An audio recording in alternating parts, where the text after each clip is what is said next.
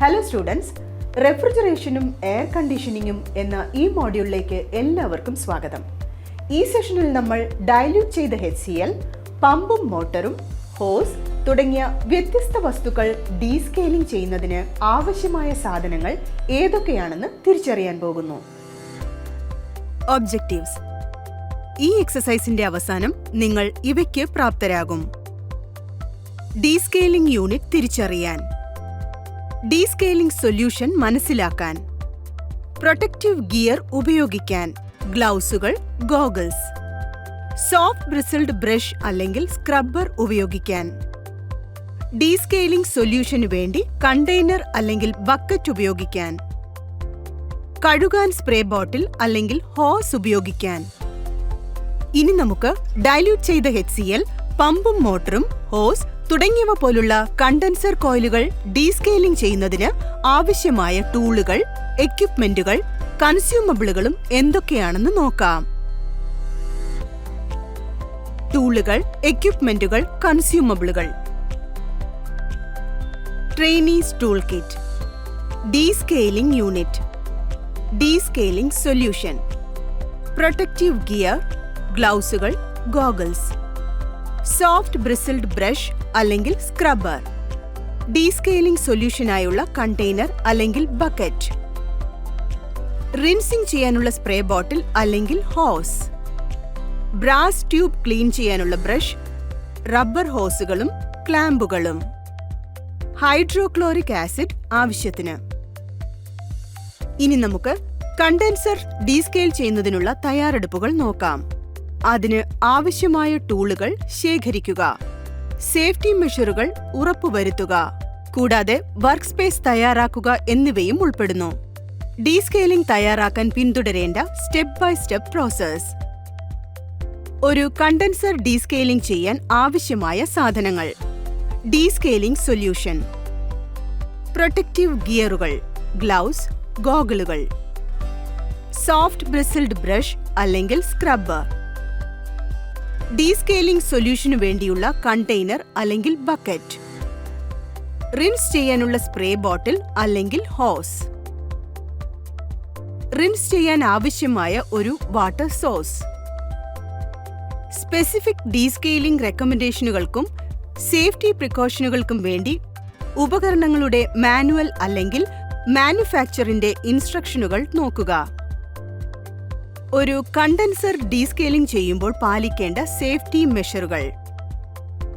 Descaling സൊല്യൂഷനിൽ നിന്നും നിങ്ങളുടെ സ്കിന്നും കണ്ണും സംരക്ഷിക്കാൻ ഗ്ലൗസ് കൂടാതെ ഗോഗിൾസ് ധരിക്കുക.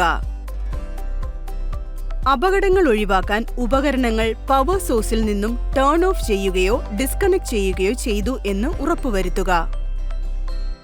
കണ്ടൻസർ കോയിലുകളിലേക്ക് എളുപ്പത്തിൽ ആക്സസ് ലഭിക്കാൻ ഉപകരണത്തിന് ചുറ്റുമുള്ള തടസ്സങ്ങളും വസ്തുക്കളും നീക്കം ചെയ്യുക. നിർദ്ദേശിച്ചിരിക്കുന്ന അനുപാതത്തിൽ ഡീസ്കെയിലിംഗ് സൊല്യൂഷൻ തയ്യാറാക്കുക. ഡീസ്കെയിലിംഗ് പ്രോസസ്സിന്റെ സമയത്ത് വീണേക്കാവുന്ന ഡ്രിപ്പുകളും അല്ലെങ്കിൽ സ്പില്ലുകളും ശേഖരിക്കാൻ പ്രൊട്ടക്റ്റീവ് കവറുകൾ അല്ലെങ്കിൽ ടവലുകൾ വിരിച്ചുകൊണ്ട് വർക്ക് ഏരിയ തയ്യാറാക്കുക. നിങ്ങൾ വർക്ക് ചെയ്യുന്ന സ്ഥലത്ത് ശരിയായ വെന്റിലേഷൻ ഉണ്ടോ എന്ന് ഉറപ്പാക്കുക. കണ്ടൻസർ കോയിലുകൾ ക്ലീൻ ചെയ്യാൻ സോഫ്റ്റ് ബ്രിസിൽഡ് ബ്രഷ് അല്ലെങ്കിൽ സ്ക്രബ്ബർ എപ്പോഴും അടുത്ത് തന്നെ വെക്കുക. ഡീസ്കെയിലിംഗ് സൊല്യൂഷൻ നന്നായി കഴുകാൻ സിങ്ക് അല്ലെങ്കിൽ ഹോസ് പോലുള്ള വാട്ടർ സോഴ്സിലേക്ക് ആക്സസ് ഉണ്ടെന്ന് ഉറപ്പാക്കുക. നിങ്ങളുടെ കയ്യിൽ ഡീസ്കെയിലിംഗ് പ്രോസസ്സിന് ആവശ്യമായ എല്ലാ സാധനങ്ങൾ ഉണ്ടെന്നും പ്രോസസ്സ് തുടങ്ങാൻ തയ്യാറാണെന്നും ശരിക്കും ഉറപ്പാക്കുക. കണ്ടൻസർ കോയിലുകൾ ഡീസ്കെയിലിംഗ് ചെയ്യുന്നതിൽ ഉൾപ്പെട്ടിരിക്കുന്ന സ്റ്റെപ്പുകളുമായി നിങ്ങൾ പരിചിതരാവുക. ഡീസ്കെയിലിംഗ് സൊല്യൂഷനിൽ കോയിലുകൾ ഇടാവുന്ന നിർദ്ദേശിച്ചിരിക്കുന്ന സമയത്തെക്കുറിച്ചും അത് ശരിയായി കഴുകാനുള്ള വിധത്തെക്കുറിച്ചും അറിയാമെന്ന് ഉറപ്പുവരുത്തുക. ഇനി നമുക്ക് ഡീസ്കെയിലിംഗിന് ആവശ്യമായ ഡയല്യൂട്ട് ചെയ്ത HCl, പമ്പും മോട്ടറും, ഹോസ് തുടങ്ങിയ വസ്തുക്കൾ തിരിച്ചറിയുന്ന പ്രോസസ് എന്തൊക്കെയാണെന്ന് നോക്കാം. ടാസ്ക് 1: ഡീസ്കെയിലിംഗ് യൂണിറ്റ് തിരിച്ചറിയൽ. ഒരു കണ്ടൻസർ ഡീസ്കെയിലിംഗ് ചെയ്യുന്നതിൽ കണ്ടൻസർ കോയിലുകളിൽ അടിഞ്ഞുകൂടിയിരിക്കുന്ന മിനറൽ ഡെപ്പോസിറ്റുകൾ, സ്കെയിൽ അല്ലെങ്കിൽ ഡെബ്രിസ് എന്നിവ നീക്കം ചെയ്യുന്നതും ഉൾപ്പെടുന്നു. റെഫ്രിജറേറ്റർ, എയർ കണ്ടീഷണറുകൾ അല്ലെങ്കിൽ സമാനമായ ഉപകരണങ്ങളിൽ കണ്ടൻസർ കോയിലുകൾ സാധാരണ അതിന്റെ പുറകിലോ അടിയിലോ ആണ് ഉണ്ടാകാറുള്ളത്. കണ്ടൻസർ കോയിലുകളിലേക്ക് ആക്സസ് തടസ്സപ്പെടുത്തുന്ന ഏതെങ്കിലും പാനലുകൾ അല്ലെങ്കിൽ കവറുകൾ ഉണ്ടെങ്കിൽ അവ നീക്കം ചെയ്യുക.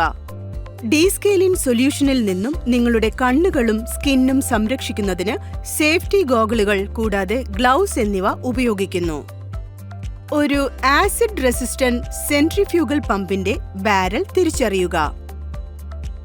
200 ലിറ്റർ നൈലോൺ ബാരൽ അടിയിൽ ഒരു വാൽവ് ഉപയോഗിച്ച് കണക്ട് ചെയ്യുക. ബാരലിന്റെ അടിയിൽ ക്ലാമ്പുകൾ ഉപയോഗിച്ച് സക്ഷൻ പമ്പിന്റെയും വാൽവിന്റെയും ഇടയിലായി റബ്ബർ ഹോസ് കണക്ട് ചെയ്യുക. പമ്പ് ഡെലിവറിയുടെയും കണ്ടൻസർ വാട്ടർ ഇൻഡിക്കേറ്ററിന്റെയും ഇടയിലായി റബ്ബർ ഹോസ് കണക്ട് ചെയ്യുക. കണ്ടൻസർ വാട്ടർ ഔട്ട്ലെറ്റിന്റെയും നൈലോൺ ബാരൽ ടോപ്പിന്റെയും ഇടയിലായി റബ്ബർ ഹോസ് കണക്ട് ചെയ്യുക. നൈലോൺ അല്ലെങ്കിൽ ബ്രാസ് ട്യൂബ് ക്ലീൻ ചെയ്യാനുള്ള ടീ ഹാൻഡിലുള്ള ബ്രഷുകൾ കണ്ടൻസറിന്റെ നീളത്തിനനുസരിച്ച് തയ്യാറാക്കുക. പമ്പ് മോട്ടറിലേക്ക് ഒരു ഇലക്ട്രിക് കണക്ഷൻ ഉണ്ടാക്കുക. റീക്യാപ്പ്: ഈ ടോപ്പിക്കിൽ നമ്മൾ ഇവയെക്കുറിച്ചെല്ലാം അറിഞ്ഞു. ഡീസ്കെയിലിംഗ് യൂണിറ്റ് തിരിച്ചറിയാൻ, ഡീസ്കെയിലിംഗ് സൊല്യൂഷൻ ഉപയോഗിക്കാൻ, പ്രൊട്ടക്റ്റീവ് ഗിയർ ധരിക്കാൻ, gloves, goggles, soft bristled brush അല്ലെങ്കിൽ സ്ക്രബ്ബർ ഉപയോഗിക്കാൻ, ഡീസ്കെയിൽ സൊല്യൂഷനു വേണ്ടി കണ്ടെയ്നർ അല്ലെങ്കിൽ ബക്കറ്റ് ഉണ്ടായിരിക്കാൻ, കഴുകാൻ സ്പ്രേ ബോട്ടിൽ അല്ലെങ്കിൽ ഹോസ് ഉപയോഗിക്കാൻ. നിങ്ങൾക്കെല്ലാവർക്കും ഡൈല്യൂട്ട് ചെയ്ത HCl, പമ്പും മോട്ടറും ഹോസ് തുടങ്ങിയ വ്യത്യസ്ത വസ്തുക്കൾ ഡീസ്കെയിലിംഗ് ചെയ്യുന്ന പ്രോസസ്സ് മനസ്സിലായി എന്ന് ഞാൻ വിശ്വസിക്കുന്നു. Thank you students. നമുക്കിനി അടുത്ത സെഷനിൽ കാണാം. Good bye.